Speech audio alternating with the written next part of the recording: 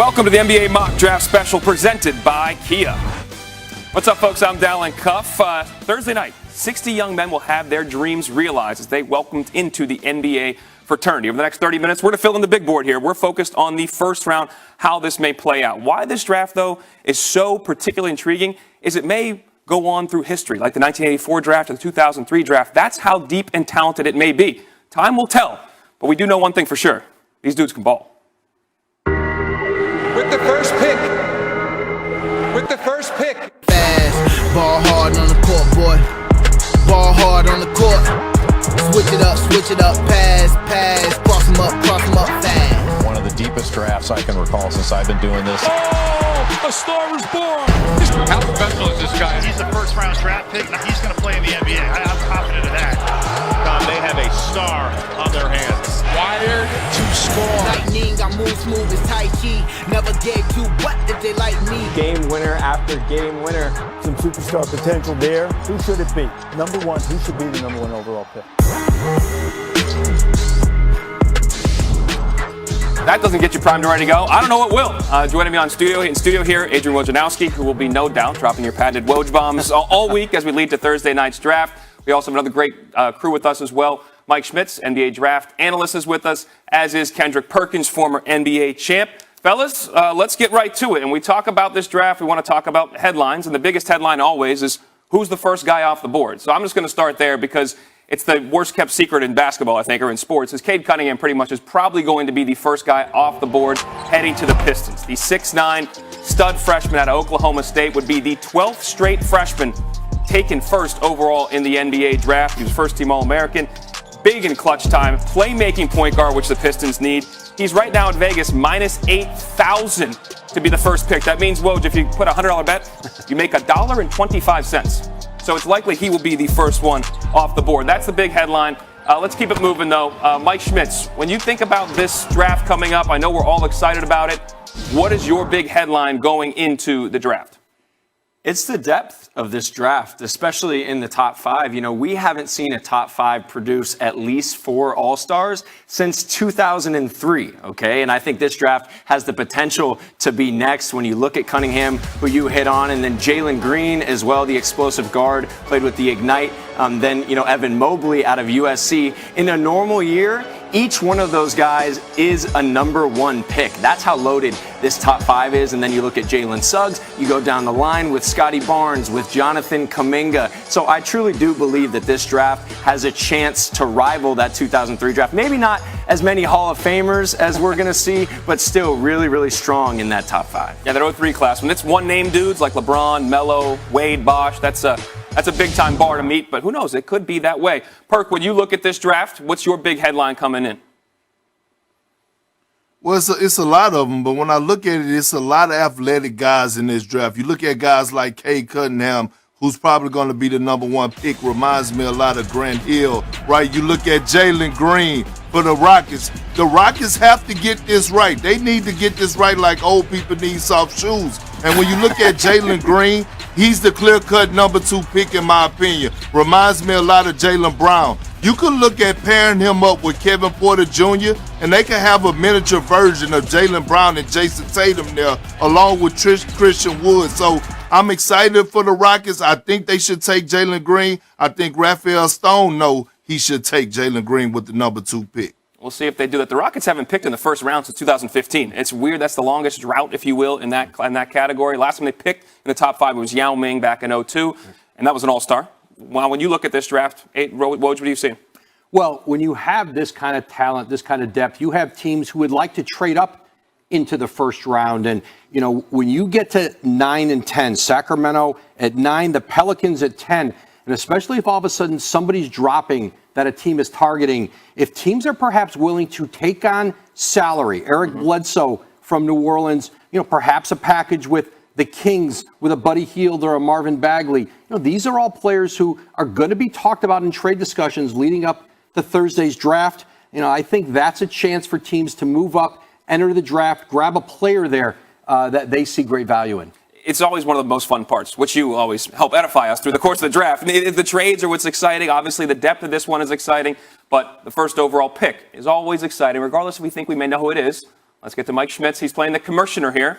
Commish, who do the Pistons take?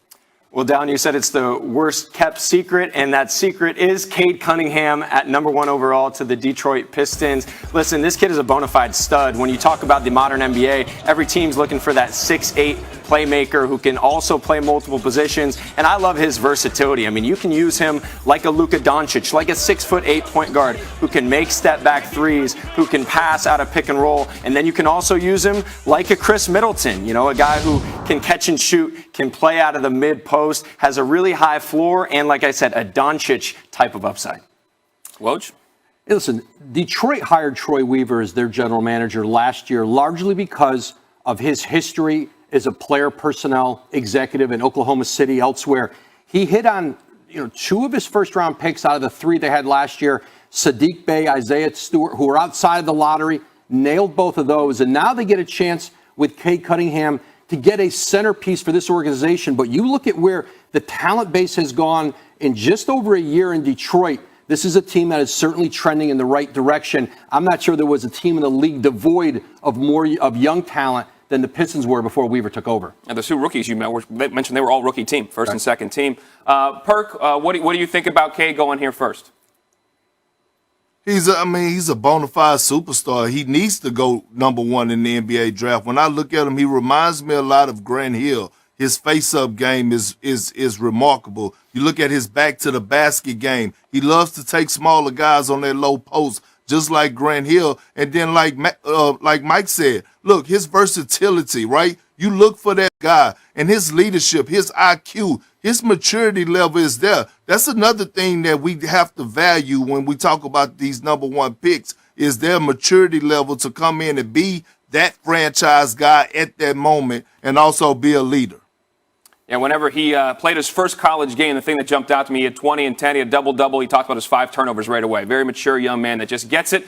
All right, Mike, Perk said at number 2, the Rockets have to get it right. What is getting it right? What do you think?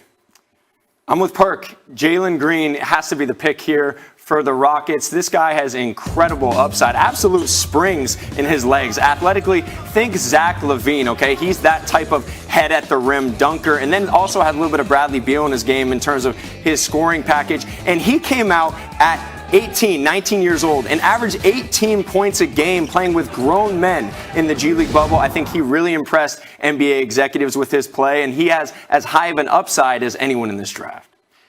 And you said it, Mike. Jalen Green being with that Ignite program in a pandemic year, being in the bubble, playing on an NBA court with an NBA three-point line, with and against NBA-level players, gave front offices a real chance to evaluate him really at a higher level than even playing major college basketball. I think Jalen Green is ready-made for the pro game.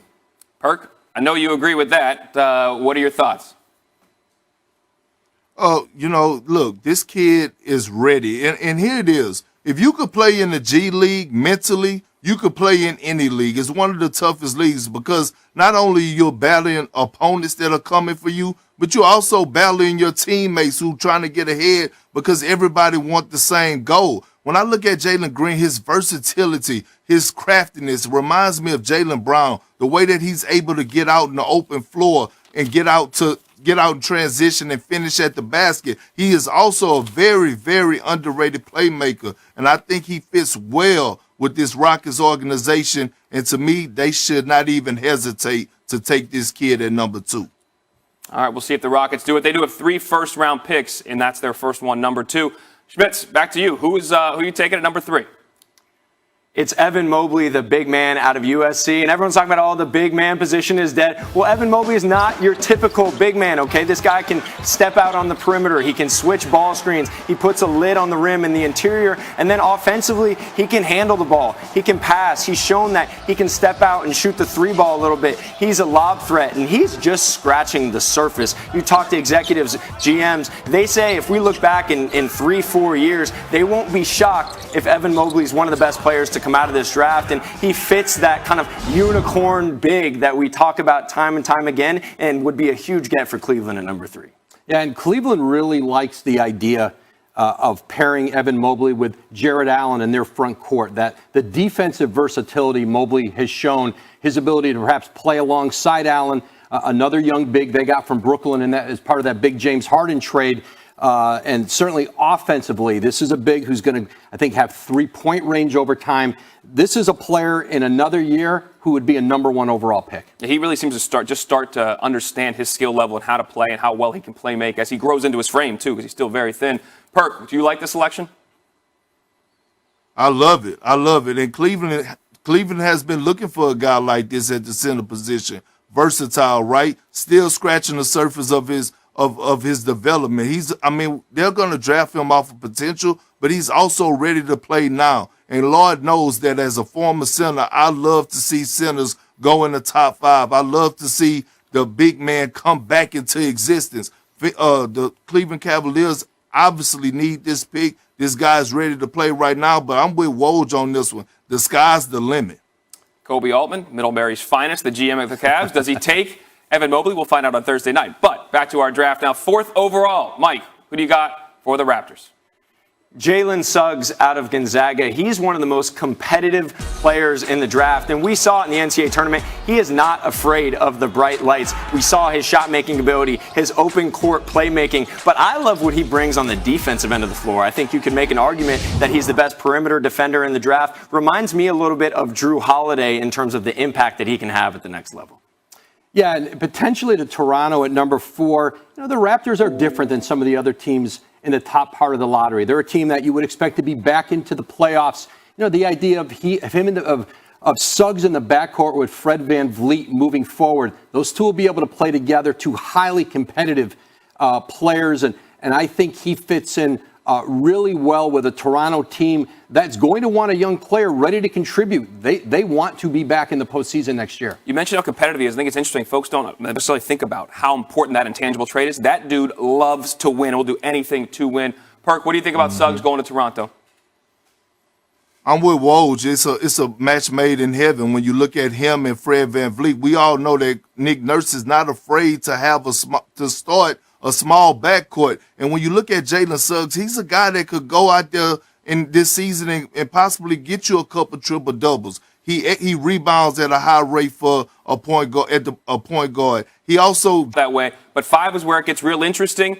Who do you see at 5, Mike?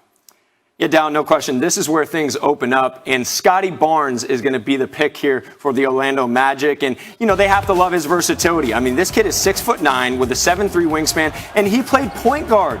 It wasn't just this playmaking forward. He brought the ball up for Florida State. He defended point guards 94 feet. I call him the new age Draymond. He's a guy who's going to bring that type of intensity. He's the people's champ. Everybody raves about him. Teammates, opposing coaches. He brings that energy, that tenacity, and then is also an incredible passer and ball handler for his size. Still improving the shooting, but there's so much to like about what Scotty brings to the table.